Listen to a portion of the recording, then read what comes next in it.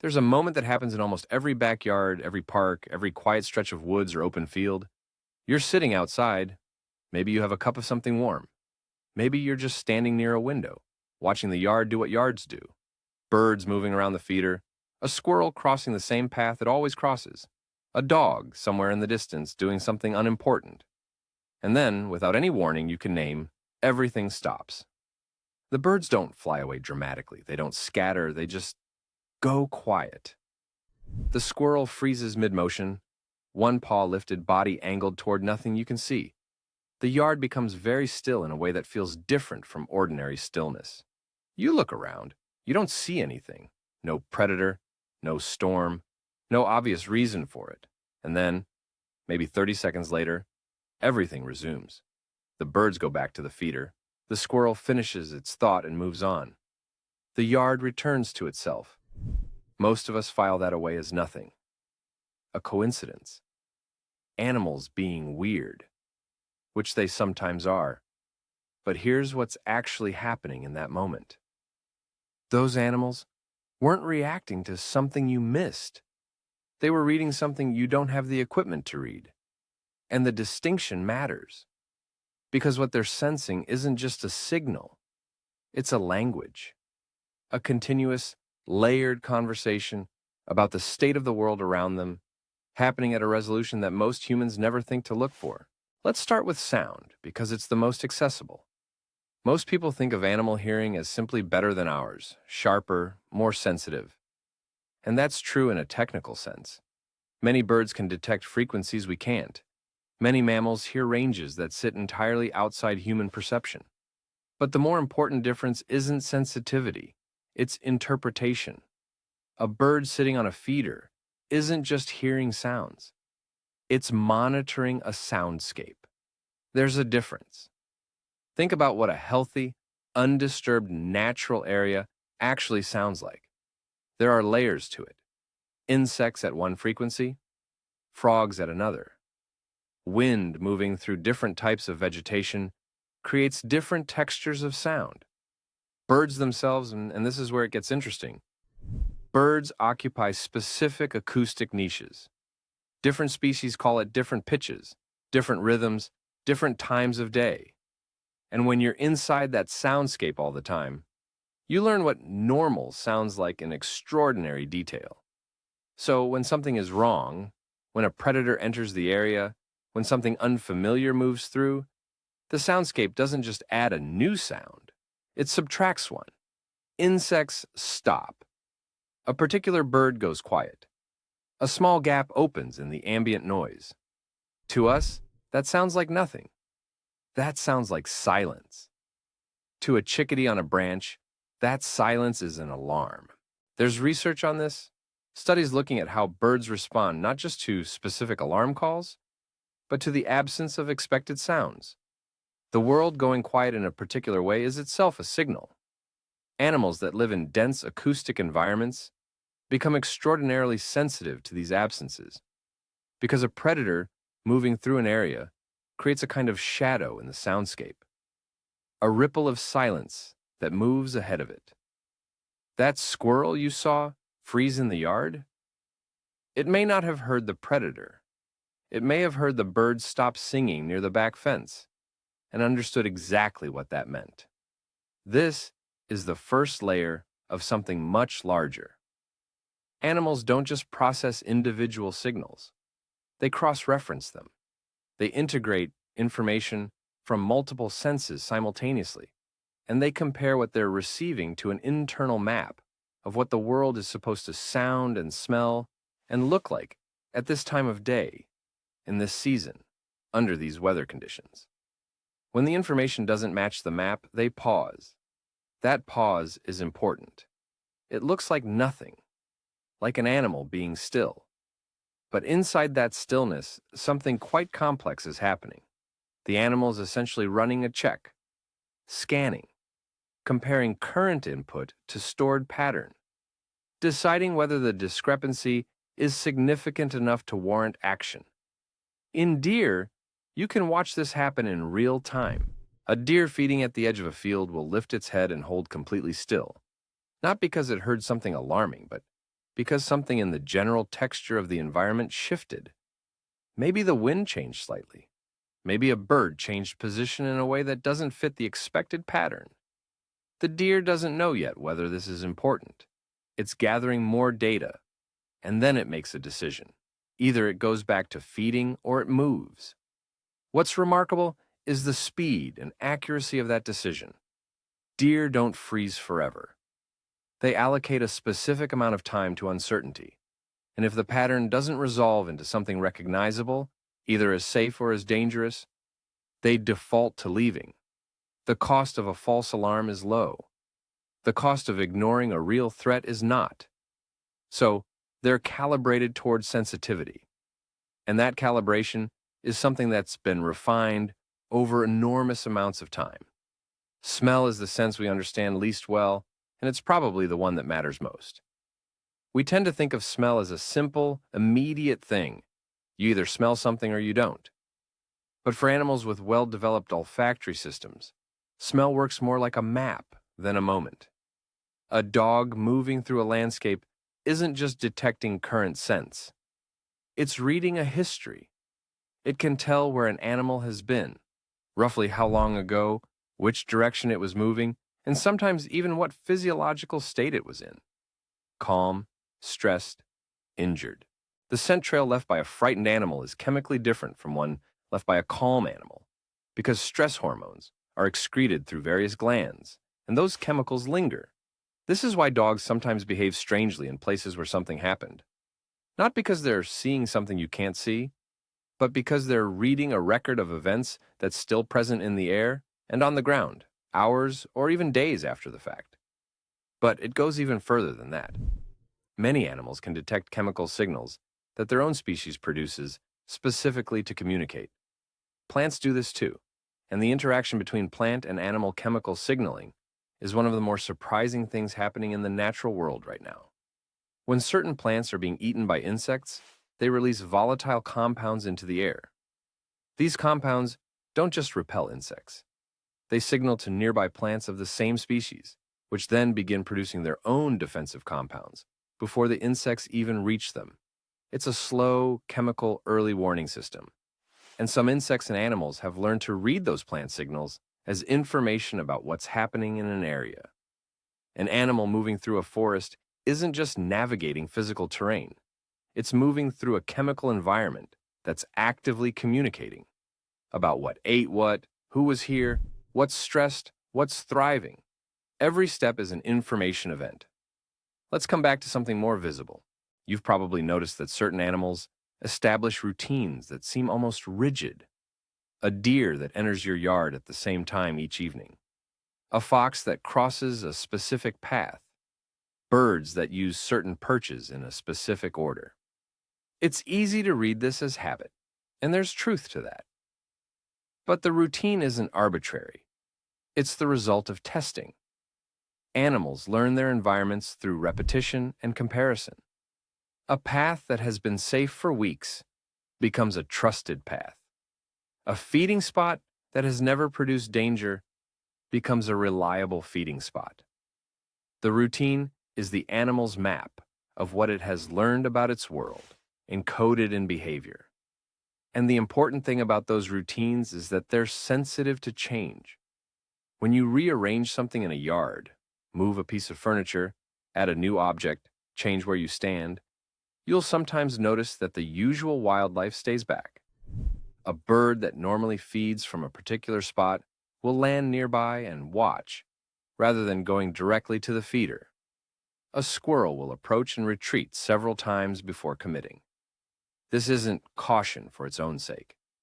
The animal's comparing its current observation against its stored memory of what this location is supposed to look like. The new element is unresolved information. Until it resolves, until the new object becomes familiar, becomes part of the expected pattern, the animal treats that uncertainty as a mild warning signal. This is why introducing new elements to an environment gradually, rather than all at once, produces less disruption. It's not about being clever. It's about working with the rate at which an animal's map updates. There's something particular about the way birds process visual information that most people don't realize. Many birds have eyes positioned on the sides of their heads, giving them an enormous field of view, close to 360 degrees for some species. But they also have a region of high acuity in their vision, roughly analogous to our fovea, where detail is sharpest. And in some birds, that region of sharp vision is oriented toward the side, not the front. So when a bird appears to be looking away from you, it may actually be looking directly at you. That slight head tilt you notice when a bird seems to be regarding something sideways. That's the bird orienting its high acuity vision toward the thing it's actually most focused on. It knows exactly where you are. It's been tracking your movements with a precision that your own perception probably doesn't match. And because many birds can also see into ultraviolet wavelengths, light that's completely invisible to us, they're seeing a version of the world with an additional layer of information. Patterns on feathers that look uniform to us are richly differentiated to other birds. Paths left by small animals can sometimes be visible in UV. The world looks genuinely different to them, and some of what they respond to is literally invisible to us by design. This isn't a metaphor, it's optics. Now bring this inward to the question of what they sense about you. Here's something worth sitting with. When you walk into an outdoor space, your yard, a park, a stretch of trail, you generate a signature. Not consciously, not deliberately. But your presence creates a pattern of signals that every aware animal in the area begins processing. Your footsteps have a rhythm and weight. Your body produces heat and scent. The sound of your breathing, the small sounds of your clothes and shoes moving, the way your body displaces air and disturbs the ambient sound environment. All of this is information.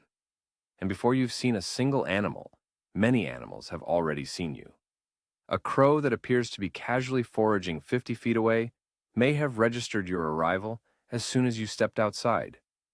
It has already placed you in its spatial awareness. It knows where you are, whether you're moving toward it, and roughly whether you belong in this context or represent something unusual. Crows, in particular, have demonstrated in research settings that they can recognize individual human faces and remember specific people across years.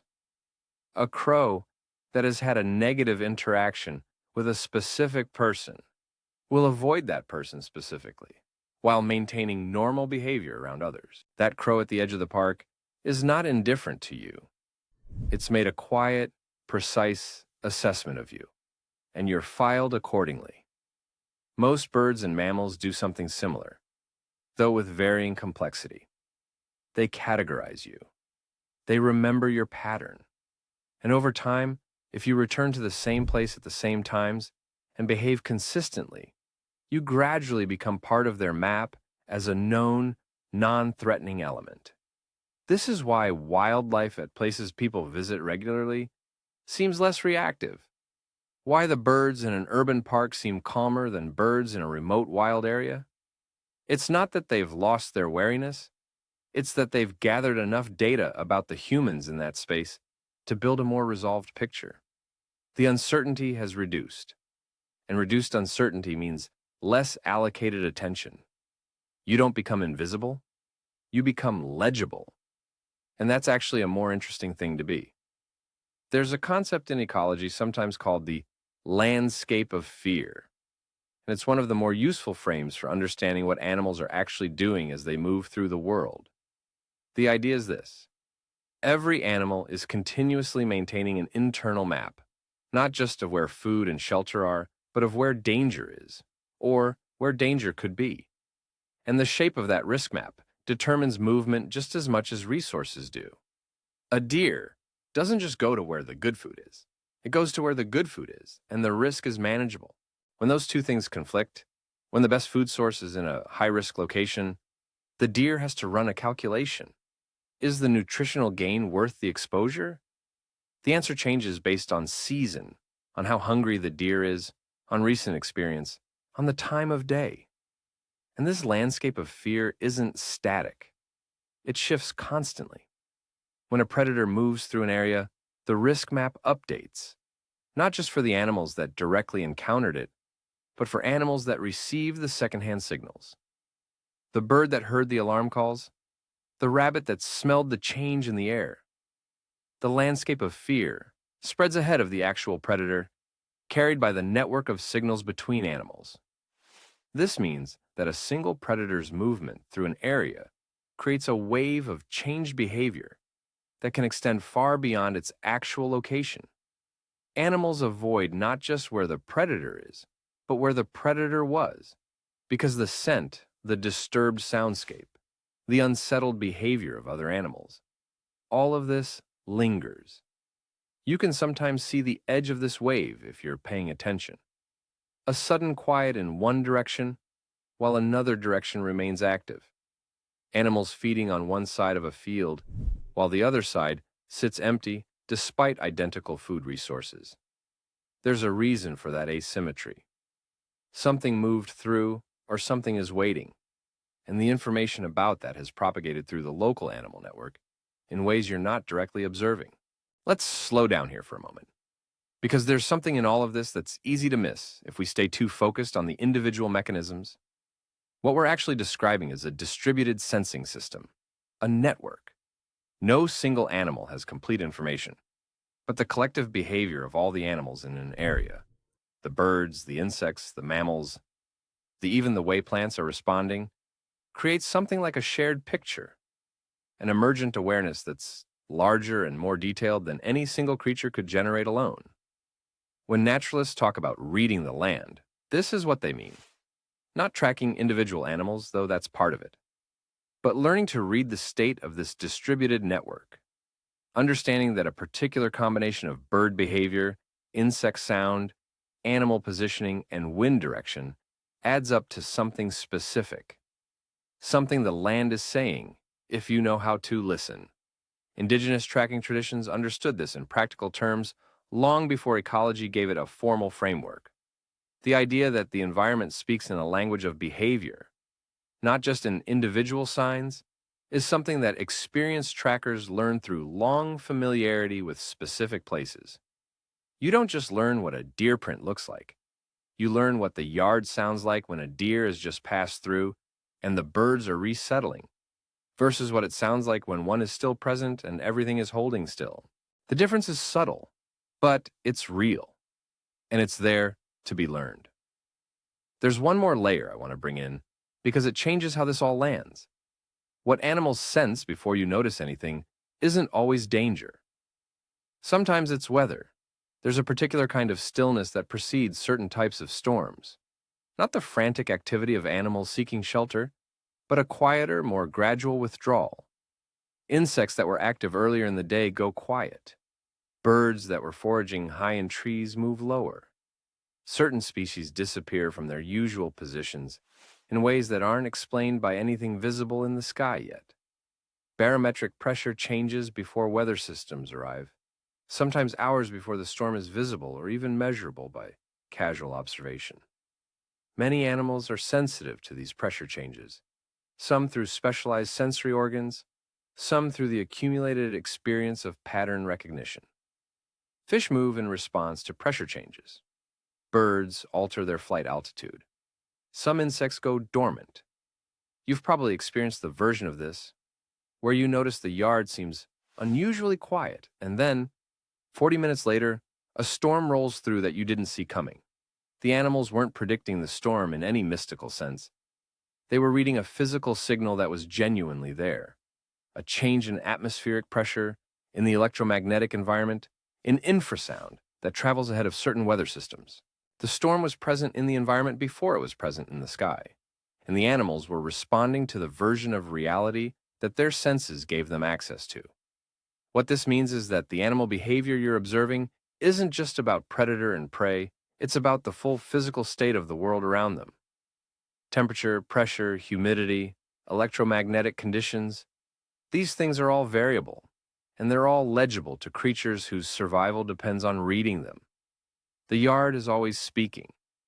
The question is just what it's saying at any given moment. And now, let's return to where we started. You're sitting outside. a cup of something warm, the familiar yard, the birds at the feeder, the squirrel on its usual path. Everything goes still. You look around and see nothing, but something is there, or was there, or is about to be there. Something has shifted in the physical world around you, and the distributed network of sensing creatures that share your space has registered it. They've updated their maps, they're running their quiet calculations. And then it passes, they return, the yard resumes. Here's what's different now. That silence wasn't nothing. It was the sound of many creatures simultaneously processing a change in their world. The stillness was information traveling through a network, bird to squirrel to insect, across the yard in a few seconds, a silent communication moving faster than you can follow. You were part of it, too. You sat still. You went quiet.